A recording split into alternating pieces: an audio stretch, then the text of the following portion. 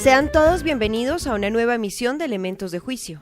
En el día de hoy les presentamos los mejores momentos del evento La Guajira, un estado de cosas inconstitucionales, en el que un grupo de expertos analizó la situación que vive actualmente este departamento de Colombia. A nombre de la Universidad del SINU, especialmente de su extensión de Bogotá, doy la bienvenida a este grupo tan selecto de oyentes de un conversatorio que hemos organizado y que tiene que ver con la situación actual de La Guajira, de las comunidades de ese departamento, especialmente las comunidades indígenas guayú, y el enfoque constitucional del tema que estará a cargo de las personas que hoy nos acompañan, especialmente el doctor Rafael Mauricio Blanco, coordinador de Asuntos Internacionales de la Alta Consejería para los Derechos Humanos de la Presidencia de la República, la doctora Carolina Sáchica, abogada de la comunidad guayú ante la Comisión Interamericana de Derechos Humanos, el doctor Javier Rojas, líder de la comunidad guayú, representante de la Asociación Chipia Guayú, peticionario ante la Comisión Interamericana de Derechos Humanos, la periodista Viviana Bello, ganadora del Premio de Periodismo 2016 por su trabajo denominado Genocidio Guayú, y la doctora Gina Montealegre Linares, estudiante de octavo semestre de Derecho de la Universidad Surcolombiana de Neiva. Ella es la promotora del evento. Les digo lo siguiente, con Gina Montealegre precisamente me reuní en días pasados, y ya que la Universidad del SINU, como lo hicimos ayer con las organizaciones de mujeres a propósito del Día Internacional de los Derechos de la Mujer, está completamente decidida a establecer unas constantes relaciones con la comunidad para precisamente tratar en este foro que es la Universidad del SINU todos aquellos problemas que tienen que ver con la vida de los colombianos, los que tocan con el propósito de realización del Estado Social de Derecho, que es primordialmente el que nos anima en la Universidad del SINU. La academia tiene mucho que decir sobre temas como los que hoy se tratarán en este conversatorio. Vamos a hablar del estado de cosas inconstitucional. Era yo magistrado de la Corte Constitucional cuando se concibió esa figura. La referencia que hace la Corte en casos concretos a unas ciertas situaciones que se repiten en muchos lugares del territorio nacional y que representan una violación flagrante de la Constitución. Las decisiones de tutela en principio únicamente cobijan el caso concreto y específico que se ha puesto a consideración del juez de tutela y que es llevado finalmente por la vía de la revisión eventual a consideración de la Sala Plena de la Corte. Pero mediante esta figura del estado de cosas inconstitucional, la Corte ha señalado con claridad que algo que se está presentando en un lugar denota o delata que hay vulneraciones claras y evidentes de derechos fundamentales en un estado de cosas general. Entonces la decisión de la corporación se extiende a los distintos casos. No solamente estamos en ese particular, sino que en otros se está repitiendo la misma situación y lo que se presenta ante el juez constitucional es un estado de cosas inconstitucional. Y esto que ocurre en La Guajira hoy por hoy es ostensiblemente inconstitucional. Hemos hecho ese análisis aquí en grupos de trabajo en la universidad y en la emisora virtual La Voz del Derecho, y hemos encontrado que precisamente eso pasa. Por supuesto, contamos con la valiosísima presencia de los juristas que he mencionado. Les agradezco a nombre de la universidad y les manifiesto que la Universidad del Sinú siempre estará dispuesta a recibir este tipo de manifestaciones, porque hay una necesidad de que la academia no se concentre única y exclusivamente en la teoría, sino que vea la práctica de las cosas. En la academia nosotros utilizamos lenguaje, nos comunicamos a través de palabras y a veces es importante reflexionar sobre el sentido que las palabras tienen. Estamos en una universidad y me refiero primordialmente en esto a los jóvenes estudiantes. ¿Qué es una universidad? ¿Qué es lo que se pretende hacer en una institución que lleva ese nombre? La palabra universidad alude a universo, es decir, tiene que comprender muchísimos elementos de una realidad social. Cuando surgían las universidades en la Edad Media, se centraron en lo que se llamó inicialmente el trivium, es decir, se centraban en tres actividades: en la gramática, en la lógica y en la retórica. Y el mundo exterior no existía. Lo que importaba era un manejo dialéctico que también reflexionaba sobre cosas etéreas propias de la teología y la metafísica. Cuando avanza la preocupación sobre el mundo científico, las universidades desarrollaron el llamado quatrivium, que se ocupaba de la geometría, la astronomía, la aritmética y la música. Tuvo que el hombre del Renacimiento empezar a centrarse también en la realidad humana, más allá de las cosas trascendentes propias de la metafísica y la teología, para entender que la universidad tiene también que mirar a lo social. Y es por ello por lo que cuando surgen las escuelas de derecho, es importante que en la actualidad hoy entendamos que el derecho no es solamente el estudio de unas normas abstractas, sino que ellas deben de alguna forma ser confrontadas con las realidades sociales que tratan de regular. Hay un nombre que siempre acude a mi memoria cuando hablo de estas cosas, y es la de quien ha sido considerado por muchos el más grande jurista de la Edad Media, Bartolo de Sassoferrato. Este hombre del siglo XIV pronunció un brocardo, una afirmación latina que decía ius ex facto oritur. El derecho nace del hecho.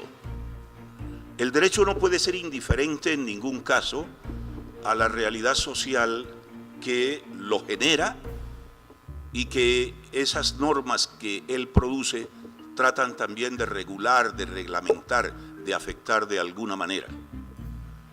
Yo quiero tomar la ocasión de este foro sobre una dramática realidad nacional que vivimos en este momento para exhortarlos a todos ustedes jóvenes a que entiendan que no basta con estudiar las formas que están en las normas constitucionales o legales, sino que tenemos que ver esa realidad, la realidad de donde esas normas han surgido y la forma como esas normas pueden llegar a afectar esa realidad. Nuestro rector, hombre docto en cuestiones constitucionales, que no solamente ha desarrollado sus conocimientos dentro del ámbito de la academia, sino que además ha participado activamente como uno de los pioneros en la gran Corte Constitucional surgida con ocasión de la Constitución del año 91, fue uno de los gestores de una figura a la cual él aludía muy rápidamente, y es la del estado de cosas inconstitucionales. Esa figura surgió para referirse a la situación de hacinamiento atentatoria contra todos los derechos humanos esenciales que se presentaba en las cárceles de Colombia. Hubo un momento en que la Corte hizo algo que no se había hecho en el país, y es que dijo: lo inconstitucional no son solamente las normas que contrarían los textos constitucionales, también resulta inconstitucional un estado de cosas que se opone a los ideales axiológicos, a los valores en los cuales está fundada nuestra Constitución. Si ustedes jóvenes leen los 10 primeros artículos de nuestra Constitución, compendiados en un título denominado Los Principios Fundamentales, los fundamentos de nuestra Constitución, verán que allí el primero de esos valores es el respeto a la dignidad humana. Y la dignidad humana no solamente se irrespeta porque unas normas la contraríen, sino porque un estado de cosas, una realidad, los hechos de que hablaba Sassoferrato, allá en el siglo XIII, o el siglo XIV, perdón, contraríen esos valores que están declarados en la Constitución.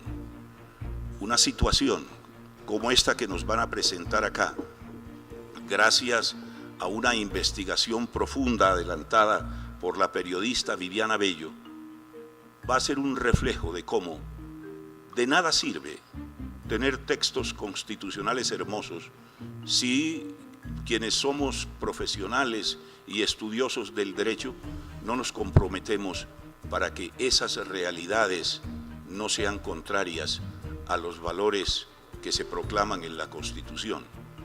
Yo les invito a que prestemos una estrecha, detenida atención, no solamente al documental que se nos va a ofrecer, sino al conversatorio que va a seguir inmediatamente después, y los invito a que todos participemos para que esa realidad inconstitucional no continúe y para que la Constitución, con todos sus valores, se haga efectiva en todos los rincones de la patria y especialmente en La Guajira, un territorio del cual pocas veces nos acordamos y que está viviendo una dramática realidad a la cual no podemos ser indiferentes. Gracias, señores invitados, por concurrir a traer esa realidad y reflexiones sobre ella a nuestra universidad. Muchísimas gracias.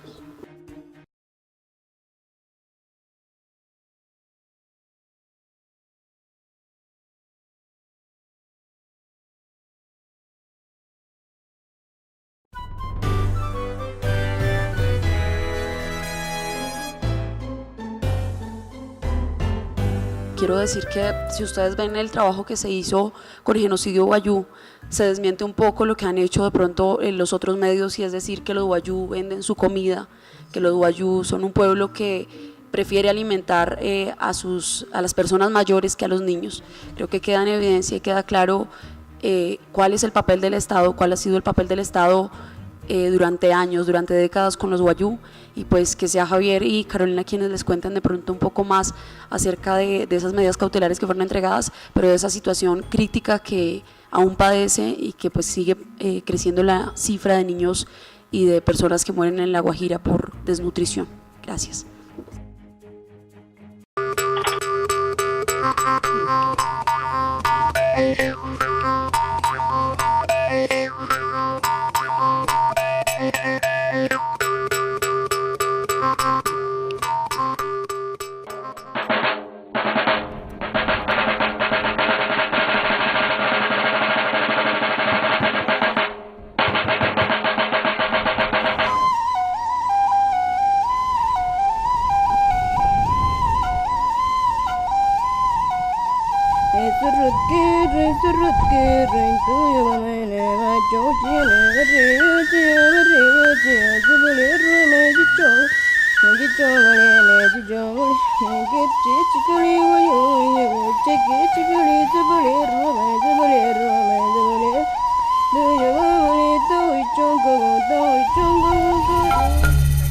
En la península colombiana de La Guajira vive la etnia originaria más grande del país, el pueblo que se ha autodenominado con el término Wayuu, que significa persona, una península rica en cultura, paisaje, tradición, y por si fuera poco han logrado mantener una lengua viva, una lengua propia, el Wayuunaiki.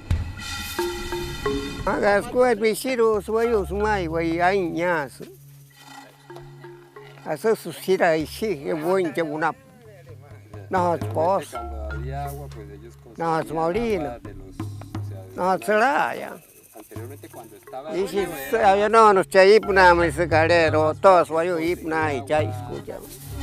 El grupo indígena de mujeres y hombres más numeroso de Colombia ha luchado contra las adversidades propias de vivir en un territorio desértico, soportando temperaturas entre 35 y 42 grados centígrados. Esto está difícil, porque aquí no tenemos ni presencia de nada, ni presencia de gobierno. Estamos abandonados aquí, toda La Guajira. Un pueblo indígena orgullo para una nación democrática que se supone, según la Constitución Política de Colombia de 1991, en su artículo número 7, reconoce y protege la diversidad étnica y cultural del país. Sin embargo, lo que afirman las autoridades indígenas del departamento y confirman las mismas cifras que entrega el Estado colombiano, demuestran que a lo largo de la historia lo único que se ha logrado garantizar son las condiciones para el exterminio del pueblo Wayuu.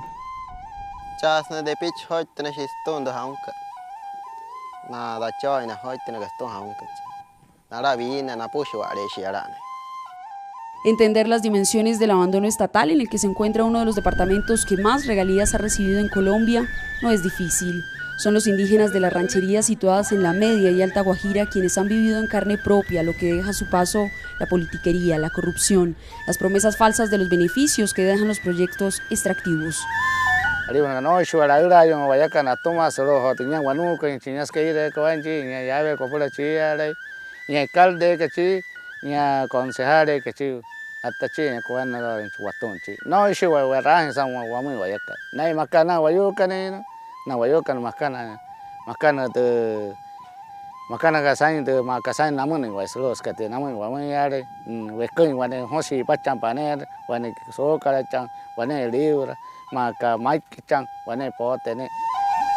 La situación que padecen los Wayuu no es nueva. Durante décadas han sobrevivido sin acceso a la salud, a la educación y a la vivienda. Pero vivir hoy es casi imposible porque la física hambre y la sed ponen en riesgo la existencia del pueblo indígena.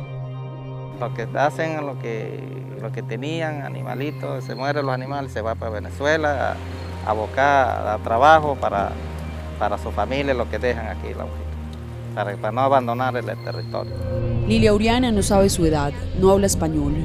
Como cualquier madre del mundo, desde que supo que estaba embarazada, anhelaba la llegada de su hijo. Lilia soñaba con verlo gatear, con verlo dar sus primeros pasos, con verlo jugar.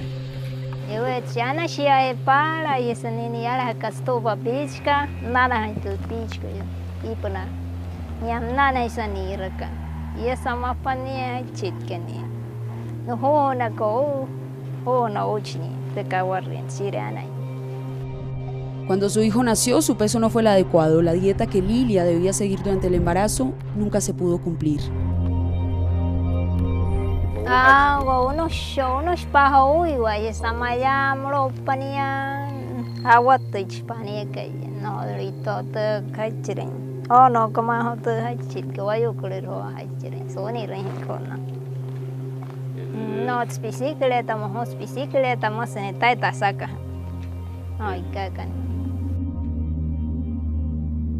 John, con tan solo unos meses de nacido, fue diagnosticado de desnutrición leve, que no fue tratada a tiempo y que poco a poco fue robándose su energía, su masa muscular.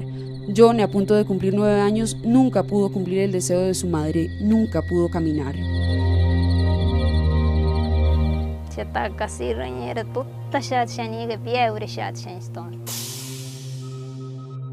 Lilia cuenta que recibió una visita de trabajadores del Instituto Colombiano de Bienestar Familiar que le prometieron volver, pero cuando regresaron le dijeron que ya no podían ayudar a su hijo porque se había pasado de la edad requerida para recibir el programa de atención. que ponai tanto aguanta el soane caí es que si yani cat casai pirreo cat sai rojo wane caí que guato wali yani.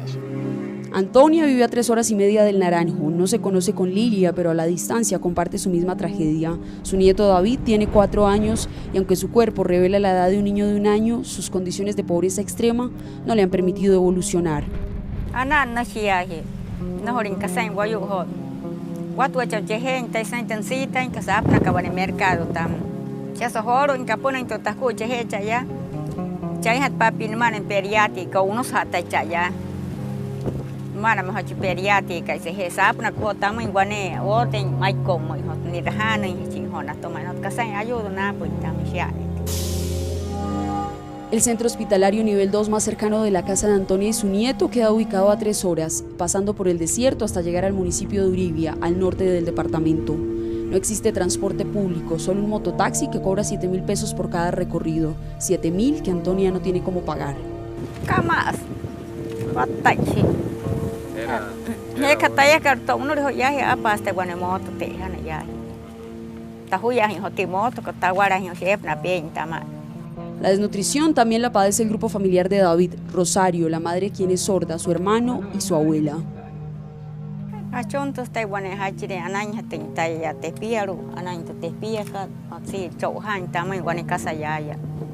Pero la falta de transporte y el dinero no son el único problema que enfrenta Antonia. Al llegar al centro médico es atendida por una lijuna, como llaman a los blancos, que no hablan su misma lengua, por lo que la comunicación y la atención es más difícil. Na pinta wane 30.000 pesos por tasa piane taya katamo vamos a hacer eso tari una cara en hatko tasa kan itu wane ho tama en hat che hat sapi ho tam chahan hat sapi na makatam no tacha inte sap. Quienes prestan los servicios médicos a la comunidad reconocen que no existen políticas públicas con enfoque diferencial en los escasos centros de atención para atender a la comunidad. Yo soy guayú y no sé hablar guayunay. No sé hablar guayunay. Hay unas que otras cosas sí entiendo, pero así que de tratarlo, a veces me da como cosa y tristeza porque ellos vienen y se acercan a mí y me hablan. A diario, médicos y enfermeras reciben a menores desnutridos, niñas y niños que luego de ser medicados y lograr una recuperación en el hospital, vuelven a sus casas y ante la falta de alimento y de agua potable, recaen rápidamente. La niña tiene fiebre, está presentando periodo con fiebre. La doctora le manda a colocar medio físico, se le coloca medio físico, se le baja la temperatura y después ella revalora y considera si hay que ingresarlo, hacerle su paraclínico y todo eso.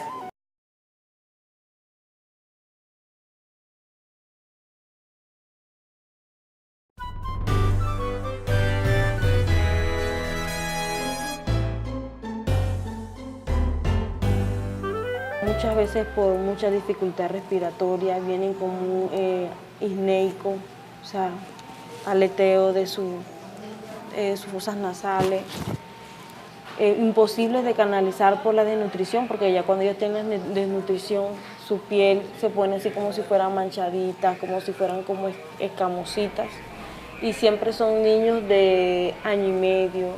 La semana pasada nos llegó uno de 3-4 meses de nacido, bastante malito, una nutrición bárbara. Fue el que remitimos, el que llevamos a la clínica, el que acabo de contar, que no sé si se salvó. La madre de Yulibere Piayú pide que la acompañe hasta su casa. Su hija, con tan solo 6 años, ha sufrido de desnutrición desde que nació y no se ha podido recuperar. En el camino se visualiza la escasa vegetación. Ya en la ranchería cuenta cómo 3 de sus hijos han muerto por falta de alimento.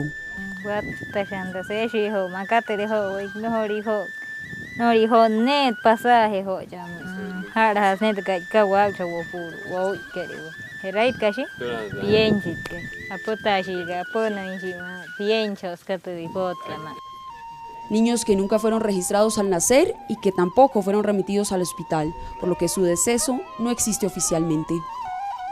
Esas fue muy Esis fue muy nestan arit pentan ka tanyas ka so antoy hoti ayuda ka hoya.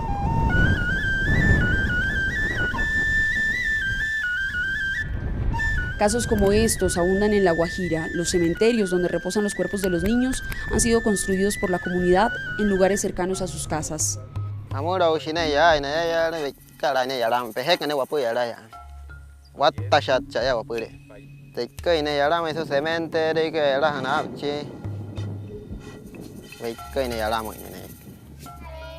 Y mientras algunos en la ciudad se preguntan por qué las mujeres wayú siguen dando a luz, sabiendo las condiciones que le esperan a sus hijos, la cosmovisión y la cultura matriarcal del pueblo indígena demanda a sus mujeres lo contrario. Esas poblaciones, número de personas siempre es importante para cualquier población, pero para los indígenas, nuestros indígenas, que cada vez son menos. Si nosotros empezamos a desplazar una cantidad de recursos y de llamados de atención cuando se está extinguiendo una especie, cualquiera que sea, estamos arriesgándonos, especialmente si son los indígenas, que cada vez mueren más y de manera más rápida y veloz. Estamos arriesgándonos a que esas poblaciones empiecen a desaparecer, porque son pocos. Y en esa medida, como tienen tan arraigados sus situaciones de cultura, difícilmente van a poder soportar esta situación. Y estamos arriesgándonos a que nuestras comunidades indígenas, que siempre son las principales, pues desaparezcan. O sea, ¿qué país, qué sociedad eso no le importa? Buenos días.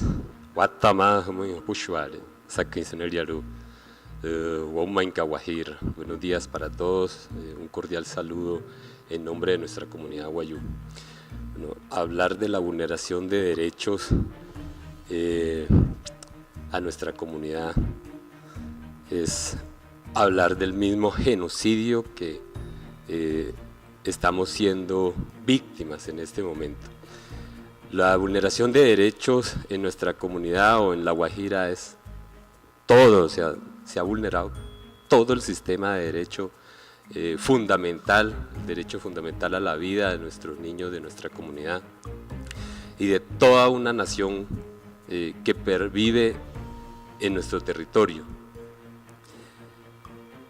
Las diferentes instituciones del gobierno nacional, no solamente de este, sino de otros también, pero en especial de este, ha tratado de transferir esa responsabilidad de la muerte de nuestros niños a nuestra propia comunidad, lo cual es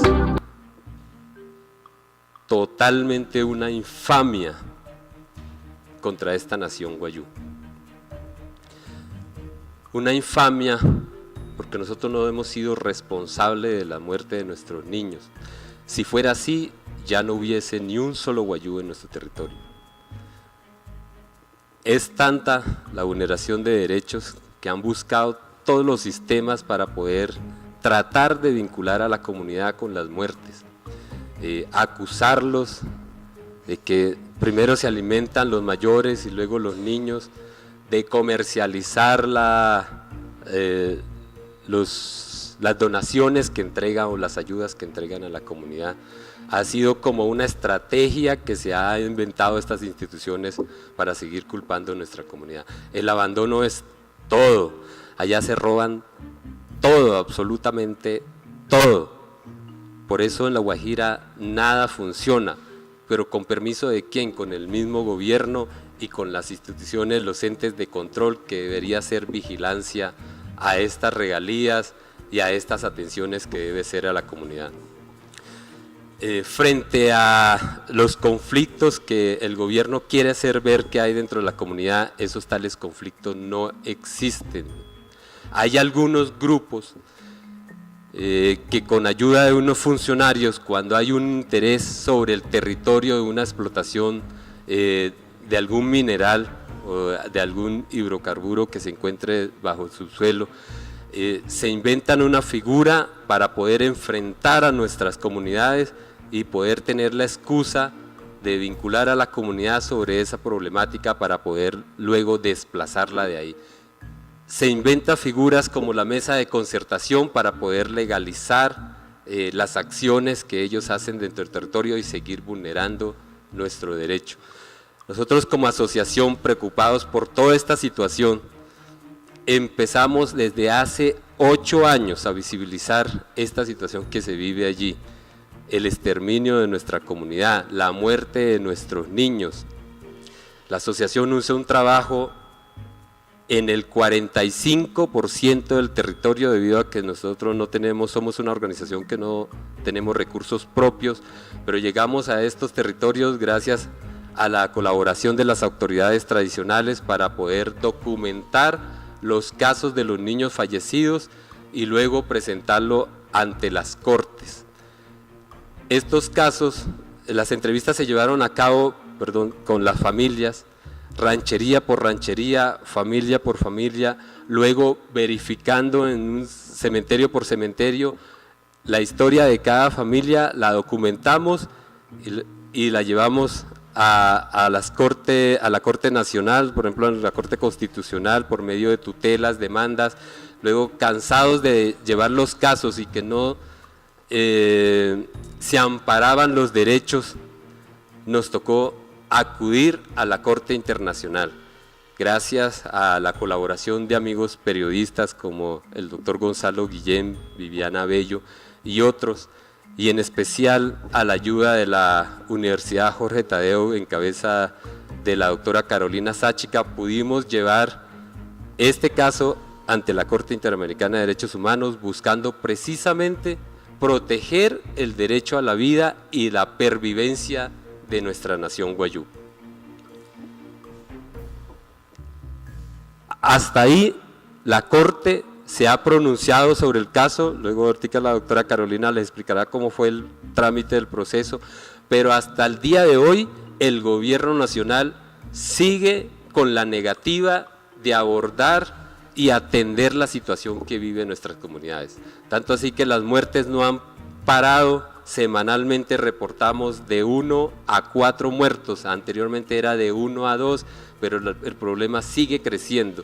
La Defensoría del Pueblo habló de 37,000 niños desnutridos. Ese trabajo de la Defensoría fue en compañía de la misma asociación Shipía Wayú, que llegó y facilitó el ingreso de la Defensoría a cada una de las rancherías, donde evidenció que el 95% de los niños en cada una de las rancherías presentaba casos de desnutrición. Hoy día esa cifra ha aumentado, así las instituciones la quieran invisibilizar, pero esa situación ha crecido hasta llegar al número en este momento que nosotros estimamos como asociación de unos 42,000 niños desnutridos en todo nuestro territorio. Muchas gracias.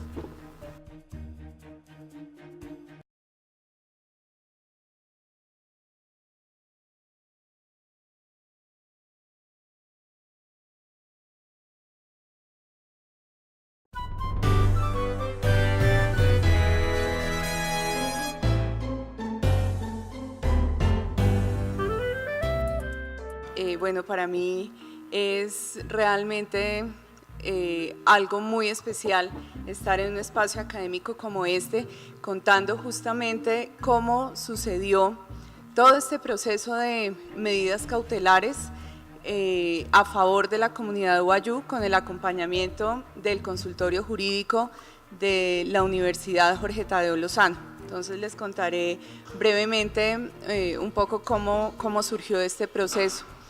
El año pasado, a comienzo de año, cuando el periodista Gonzalo Guillén estaba haciendo su documental El río que se robaron, me pidió alguna vez que lo acompañara a entrevistar al defensor del pueblo. El defensor del pueblo en ese entonces, hablando de la crisis humanitaria de La Guajira, nos contaba justamente cómo habían hecho este informe y sobre todo nos contaba que era la primera vez que un defensor del pueblo iba a esa región e identificaba una situación como la que estaban viviendo los wayú en ese momento, una situación crítica que dio origen a un informe, Crisis Humanitaria en La Guajira, del año 2014, que dio cuenta de una cifra alarmante de 37,000 niños en estado de desnutrición, madres gestantes también en estado de desnutrición, la falta de agua, la falta de alimentos, la falta de un sistema de salud que justamente tenía al pueblo wayú en una situación completamente crítica. Fue ahí cuando conocí al líder Wayuu Javier Rojas y arrancamos a hacer un acompañamiento. Inicialmente se pensó acudir a las instancias locales, pero la comunidad Wayuu no cree en las instancias locales, la comunidad Wayuu no cree en el Estado colombiano. Y finalmente estuvimos revisando las evidencias, estuvimos viendo derechos de petición, acciones de tutela, diferentes acciones que habían presentado las autoridades tradicionales, el líder indígena, y desafortunadamente la situación continuaba en las mismas condiciones. Fue allí cuando el Consejo fue a acudir a una instancia internacional y presentamos una solicitud de medidas cautelares ante la Comisión Interamericana de Derechos Humanos, teniendo en cuenta que se daban todas las situaciones para que se procediera con una decisión de estas, es decir, era una situación grave, era una situación urgente y que requería una intervención inmediata con el fin de que no se siguieran concretando daños irreparables, que en este caso era la vida de los niños, estimada por las mismas autoridades tradicionales de la región en un número de 4.770 vidas de menores. Fue así como iniciamos este proceso ante la comisión. Una de las solicitudes para nosotros que era fundamental era la devolución del río Ranchería, teniendo en cuenta que este río, el caudal hídrico más grande de la región, había sido represado y no tenía acceso la comunidad a este río. Finalmente se logró identificar que el motivo, pues lo que originó este proyecto fue justamente ese represamiento, dar la posibilidad de construir unos distritos de riego que dieran agua a 9 municipios, agua potable a 9 municipios, y desafortunadamente este proyecto quedó en esa primera etapa, se represó el río, pero eso que motivó ese proyecto pues finalmente no se cumplió. Quiero compartir con ustedes un video del INCODER que da cuenta del momento en que fue construida esta represa. El gobierno ha señalado que son cientos de niños los que han muerto por esta causa. Así entonces continuamos con este trámite. En el intercambio de información, el gobierno solicitó en el marco de este trámite que se diera por terminado, que se diera por clausurado esta solicitud de medidas cautelares, teniendo en cuenta que no se cumplían los requisitos del artículo 25 del reglamento de la comisión, es decir, que no se consideraba un caso urgente, grave, ni que ocasionara daños irreparables. Sin embargo, nosotros continuamos haciéndole ver a la comisión a través de pruebas, a través de reportes permanentes de niños que han venido falleciendo por desnutrición y causas asociadas, que sí se requerían las medidas cautelares. En este cruce de información, finalmente, en la segunda semana de diciembre, la Comisión Interamericana de Derechos Humanos nos notificó la decisión mediante la cual otorgó medidas cautelares para proteger la vida y la integridad personal de los niños, niñas y adolescentes de la comunidad Wayuu. Dio un término de 15 días para que el Estado, de manera concertada, verificara y obtuviera un balance que le permitiera implementar unas medidas cautelares entre los representantes de la comunidad Wayuu y el gobierno para proteger la vida y la integridad de estos niños en lo que tiene que ver con el suministro de alimentos de manera adecuada, de manera suficiente, el suministro de agua potable de manera permanente y adicionalmente un acceso al sistema de salud y la identificación de casos graves y urgentes para efectos de ser atendidos de manera inmediata. Este plazo se cumplió el 30 de diciembre. El gobierno presentó el informe que ya todos ustedes conocen a través de los medios de comunicación, mediante el cual solicitó la revocatoria de las medidas cautelares, lo cual finalmente es un derecho del Estado colombiano, pero por supuesto una vez se haya superado los motivos que dieron origen a esas medidas cautelares. La situación actual es justamente los niños siguen falleciendo, la crisis humanitaria en La Guajira continúa, no es una situación fácil de resolver en un solo día. un niño en estado de desnutrición requiere una atención permanente y sobre todo un seguimiento nutricional. No son medidas que pueden ser transitorias, se requiere necesariamente una implementación de políticas que justamente frenen la crisis de manera inmediata, medidas a mediano plazo y medidas a largo plazo. En los próximos días, frente al grupo de beneficiarios que fueron propuestos en el marco de este trámite, se empezará a iniciar la implementación de esas medidas. El gobierno en efecto ha realizado una gran cantidad de acciones, pero desafortunadamente en lo que tiene que ver con el grupo de personas que demandaron ante la comisión, que denunciaron estos hechos ante la comisión, pues el Estado no ha realizado las acciones según lo han reportado las autoridades tradicionales y el representante legal de la asociación Chipia Wayuu. Así que en este momento estamos a la espera de iniciar esas acciones en territorio. La verdad, se espera que el Estado se reivindique con esta comunidad abandonada durante años y pues bueno, este es a grandes rasgos un breve resumen de esa intervención que se realizó ante la instancia internacional, que en la segunda semana de diciembre del año 2015 profirió una decisión de medidas cautelares a favor de los niños, niñas y adolescentes de la comunidad Wayuu. La ubicación del departamento de La Guajira pues también ha sido un problema, porque esa sequía, ese fenómeno del Niño ha impactado sustancialmente a La Guajira desde hace varios años. Hace más de 3 años, me corrige Javier, no cae una gota de agua en algunos sitios. Entonces, digamos, esta es una situación dramática y cierta. Entonces, ¿eso qué ha hecho? Que los ríos y los caudales y los diferentes vertientes de agua se vayan secando. Otro elemento que muy bien destacaban acá, Viviana en su documental, Javier en su intervención y la doctora Carolina, que fue la abogada que llevó el caso a la Comisión Interamericana, es la corrupción, y nosotros tampoco ocultamos eso. Aquí se han presentado casos de corrupción y precisamente para hablar específicamente del tema del ICF se hizo una alianza con la Fiscalía General de la Nación con el fin de que se investiguen todas las acciones, digamos, en donde amerite que haya una investigación y una condena frente a presuntos hechos de corrupción.